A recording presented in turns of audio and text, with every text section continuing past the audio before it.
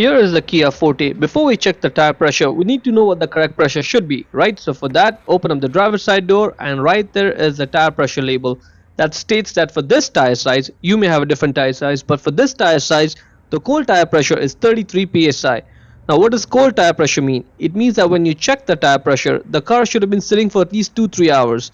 Because see, what happens when you drive, the tire rotates and the air inside is going to heat up and expand and increase the pressure artificially, and that's going to give you a false reading, and you don't want that. But if you do check it right after you drive it, keep in mind that approximately 10% more, that's your ideal pressure, like 36 psi is what you want. But ideally you should be checking it when the tire is cold. Now another thing to keep in mind is, see, right now is a cloudy day, but if you have the car parked on a sunny day and the sun is just shining all day long on just one side of the tires, and if you check it in the evening, then you'll notice that the tire pressure on the left side tires is 2-3 psi more than the right side tires. So just keep that in mind when you're checking the pressure.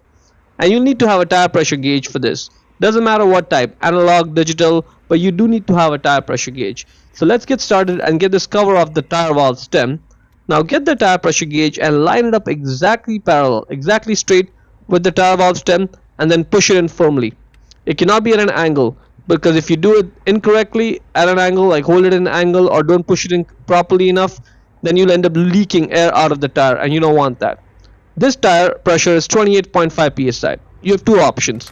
Either drive to your local gas station and use the air compressor there, or you can have this portable air compressor with you in the car. They all pretty much work the same way. This is a wired one, so it works off the 12-volt outlet in your car, and the other end of it goes on the tire valve stem, and it has a tire pressure gauge on it. If you do want to get a battery powered one, check the link in description to buy one for yourself. Now get this end on the tire valve stem, tighten it down. The other end goes in the power outlet there, and put the key in accessory. You don't have to turn it on, but if you want to just fill it up quicker, because the compressor just works faster when the engine's on, just turn the engine on. Good. Now let's go ahead, flip the switch, and keep an eye on the tire pressure gauge as the tire pressure is going up.